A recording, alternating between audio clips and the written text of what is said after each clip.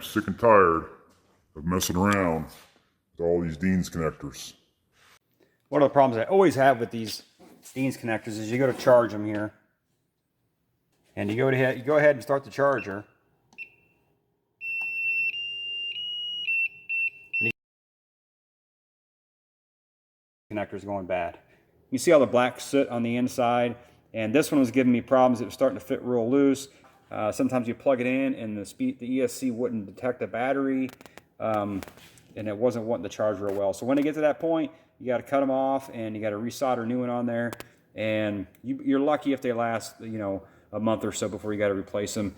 So I made the decision to go ahead and buy some of these XT90 plugs and get rid of all the, well, not all of these Dean's connectors, but all of these Dean's connectors that are on anything but vintage. These XT90s, they're just not going to fit in cars like my Ultima here. So I'm going to stick with the Dean's connectors on those. I might switch over to some XT60s, which are smaller. But on anything like this Traxxas Rustler, my boy Slash, or the Techno, anything that draws a lot of current is getting these things taken off of them, these Dean's connectors. I'm going to go with these XT90s. These things are really just bullet connectors in a housing, basically. Something that I did do is I went ahead and made some adapters here from XT90 to the Dean's, just in case I need to use one of these, borrow somebody's battery or run a car that doesn't have the XT90s in them.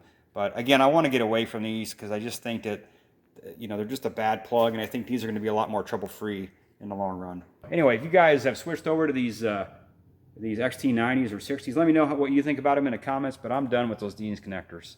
I am moving on.